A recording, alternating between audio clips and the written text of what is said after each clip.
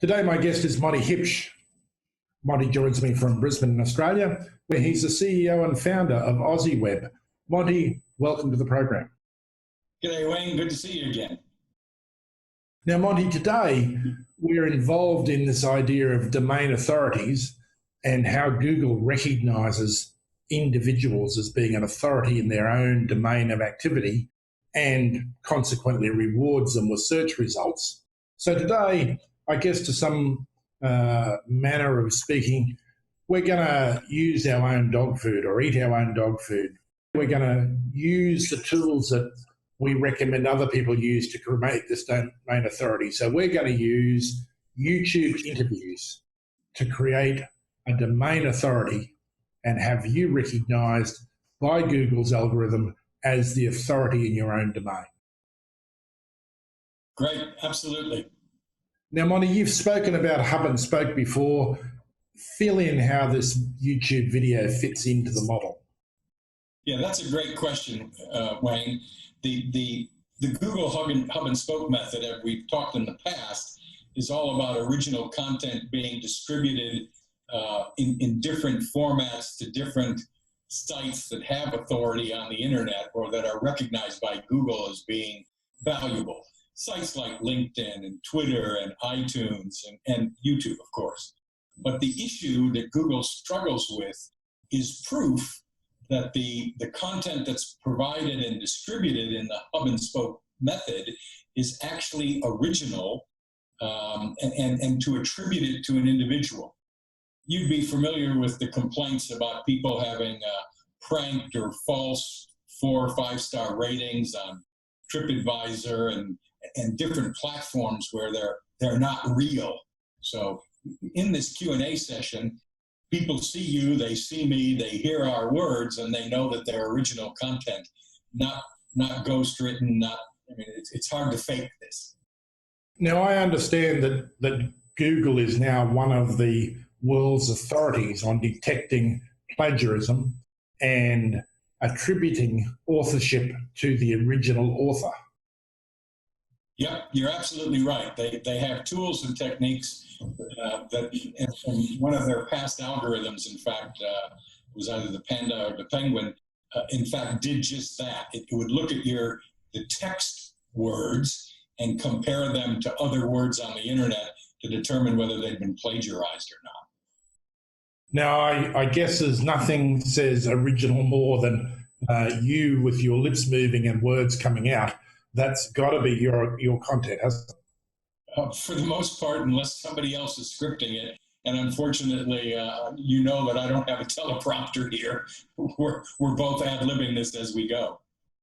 And I do say to people who are doing this, Monte, if you are an Oscar-winning actor, then by all means get a script and you can deliver it like it's perfect, original, emotive content. But if you're not an award-winning actor, and many of my clients, and I guess your clients are not, they're just business people, then for goodness sake, don't try and deliver a script like you're an actor. Just tell your story with compassion and let the way you do business come through in your emotions and your voice. Absolutely. I'd actually take that one step further, Wayne, and I would say, while it's important that the quality of the interview and the interviewer be good and accurate, at the same time, if it's overproduced, people get suspicious. If all of a sudden there's, coiffed hair and makeup and all of this, they think, mate, this is being made specifically to entice me in, and it lacks that genuineness of somebody who actually is passionate about their topic, knows it, and wants to share what they know. Monte, are you saying that my hair and makeup isn't showing through? Your hair and makeup is wonderful. Monte, I have noticed that Facebook has become very good at facially recognising people. Is it a possibility that Google's using that same sort of algorithm, even with videos, to recognise who is the original author by being able to facially recognise you as a speaker? Yes, the technology exists. The ability to use it exists. I think Google has taken a less active approach than Facebook has, just because of issues about concerns about privacy and invasiveness. I mean, it's a very interesting and cool technology, but at the same time, it's kind of creepy. Yeah, I've not seen any sign that Google are using it on YouTube, but I guess maybe they're just not telling me. They do have those algorithms. You can see it in how they index photos, and they can take the photos that you load up, and they'll identify what the content is and what the dog is and what breed it is. And so the technology exists to do that to a greater extent with the humans and our face. But again, I think it's an issue of maybe a little bit too early or a little bit too threatening. Now, Monty, in order to use video like this to improve your rankings in the search engines, and that's what we're talking about at core, isn't that the kind of thing that Google wants to stop? Well, there's a yes and a no answer to that question. Google is still fundamentally looking for the best user experience. And so they want to have a search result that indicates who is what we have talked about as the domain authority or an expert in their field of knowledge. So if they can bring back those results, that's a good user experience, and they want to promote that. What they don't want to do is promote systems that can be pranked or manipulated. And therefore, when we talk about using this sort of technology, it's not just the creation of original content, it's back to the hub and spoke, it's its distribution of that content into other websites, which are a form of due diligence that Google's using because those sites have reviews as well. So using this sort of video interview to enhance your Google rankings through demonstrating that you are a domain authority in your subject knowledge with original content, that's not seen as black hat SEO? Absolutely not. And in fact, when you look at the volume of videos that are reviewed and watched on YouTube, there are a lot of product reviews and product demonstrations being done by people, and by owners and developers or designers. And that's actually well-respected quality content. So in fact, it's just taking Google's advice and doing what they recommend to publish fresh original content and to do it frequently if you want to be seen as a domain authority. Yeah, I mean, it's not good enough, which again is built in or baked in, if you'd like, to Google's algorithm. It's not good enough to have this conversation once and then walk away and say, oh, well, Monty is a domain authority on how to get ranked in Google using video. You need to go beyond that and continue to provide fresh content, on a monthly basis, at least, to demonstrate a commitment to the subject matter and the topic. Monty, is there a frequency of putting up new content that works well? Can you do, 60-second clips once a day or once a month, or do you do 10 minutes? Is there a minimum size that works well? Is there a frequency of fresh content that works well?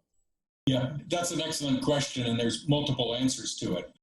In the first instance, Google used to highly recognize blog posts and things that had a volume of 450 to 550 words. It's now coming to the point where they're looking for more like 1,250, 1,500 words. They want a longer, more in-depth discussion about a particular issue. So the volume is going, the volume of content needs to be increased. And since that's happened, the frequency has probably gone down a little bit as well. Lots of people used to blog, daily and or weekly. If you're doing a longer, more in-depth analysis, it doesn't have to be as often. So 1,200 to 1,500 words is about a 7 to 10 minute video if you're taking a transcript. Shorter than that's going to be not as effective? Well, no, actually, sometimes portions of that 7 might be able to be extracted to kind of fit in the TV commercial volume of 60 seconds, give or take a little bit, which is the type of content that wants to be consumed on platforms like Twitter and even Facebook, where the longer content is as a transcription, might end up on a LinkedIn type profile, or the whole narrative as a podcast on iTunes. and then again, the whole video with or without slides on something like SlideShare. So the content can be repurposed and chopped and changed for different platforms. As a consumer of YouTube videos, I like quite short ones because I have the attention span of a teenager. So, 60 seconds, 90 seconds, 2 minutes is probably long enough for me to go, yes, I'm interested, no, I'm not. But I guess one of the ways that works for me is that quite often YouTube now will play part 1, part 2, part 3 of a video, all of which are only 60 seconds long or a couple of minutes long. But from a viewer's point of view, if you just let it go, it just auto reloads the next one and auto reloads the next one. Wayne, I think as human behavior changes and more of us consume content on our mobile devices and whatnot, this is clearly something you and I, as creators of this content, can experiment with. Chop it up into part 1, 2, 3, and 4, and then we'll be able to look at the YouTube statistics to determine how many people are actually going to the second, third, and fourth video. Excellent comment, but I think the behavior of the user changes. Can we talk a little bit about the technology we're using here today? Because, I'd like to think that consumers who are seeing this will be saying, wow, look at that, there's $1 million worth of equipment in doing that video, and that's way beyond the way I can ever do things. So can we just, first of all, point out that you're in Brisbane, Australia, and I'm currently the Philippines, just north of Manila. But can you sketch in the technology that we're using? Yeah, effectively on my end, Wayne, I'm just using my standard, in my case, I happen to have an Apple MacBook. And so I'm using the camera that's in the MacBook. I'm using the microphone that's in the MacBook. The only other thing I've added to the equation is I actually have purchased a less than $100 green screen to sit behind so that we can infill something behind me rather than my boring office wall. But so the total technology and, of course, the software we're using, I'll let you talk about that in Multiviewers at the same time, is basically free or at minimal cost. And I'll just point out that while Monty's been waving behind him there at the spectacular modern office in the background, right about now you'll see when we stop superimposing that, it's in fact a green screen that, as he said, he purchased for less than $100. And similarly, behind me, there's just a wall painted green because I'm, as I said, in the Philippines in my studio. But again, we're using quite simple technology. It's a webcam, nothing complex, a microphone which is sitting just off camera. In fact, if I just raise it a little bit, there's the microphone just there, which is just sitting off camera. So I'm not using a laptop, but Monty is. We also then, Monty, take this content of the video and turn it into a whole raft of other things. The software that we're using, it's no great secret. We're using Zoom. It's a service like Skype. It's one you can buy over the internet. It's not particularly expensive. I guess the secret sauce that we do, if there is one, is how we take just 15 minutes of your time as a CEO and convert that into a whole suite of spokes to go with the hub and spoke model. Do you want to sketch some of those in, Monty, or should we enumerate them? Well, I think I'll put together a list of the distribution channels that we promote to. Talkers FM, YouTube, Apple. I mean, we'll put that complete list together. But the reality of it is often domain authority individuals, myself included, we're busy. And I can take 15 minutes out of my day to have a chat with you. And by the way, it doesn't matter since we're using any internet conductivity, whether I'm in Sydney, Melbourne, Adelaide, or Perth, we can still have this event. And it's easy and it's not time consuming. It's the back office that happens afterwards that isn't fun, particularly since we need to be doing this on a regular basis. And I guess I'd make the point that once we've had your time for 15 minutes, all of the other things, the podcast, the slide deck, the transcript, all of that's done by staff here without taking up any more of your time. And the next time you get to see it is when you want to approve it for publication. Yep, and over time I've gotten to the confidence level where very little review is required because the quality of the work and the own editing and review performed with your team is such that I don't need to spend much time on that. And part of the secret behind that is that we don't ever add words. We're not writing stuff on your behalf. We're simply editing what you've had to say into smaller and smaller pieces to go on various formats, right down to Twitter at 140 characters.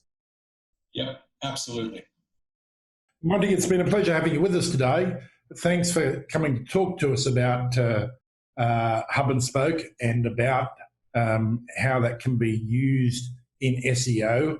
So I guess this idea of using YouTube videos to become a domain authority and recognised by Google as a domain authority in the Hub and Spoke model is the way which you see the future going? Absolutely, Wayne, and I think we can say with confidence, because we're recording this in February of 2016. I would suggest by the end of this month, if people were to Google Hub and Spoke method, YouTube videos for the Hub and Spoke method, or video Q&A for domain authority, these search terms will in fact result in some form of this content showing up on the first page of a Google search. That's really quite remarkable when you think it's 15 minutes, it's two guys putting this together, and even that's enough that given 2 or 3 weeks, it can make #1 page out of what will be a 40 or 50,000 term result. Yes, absolutely, without a doubt. Monty, it's always a pleasure to talk with you. Thank you for joining us. We look forward to chatting to you again in the not too distant future. Thanks, Wayne. And I'm going to be reposting this on AussieWebConversion.com, a different site from just AussieWeb, our local directory. And you'll be able to see this. You'll be able to see the resources that we publish to.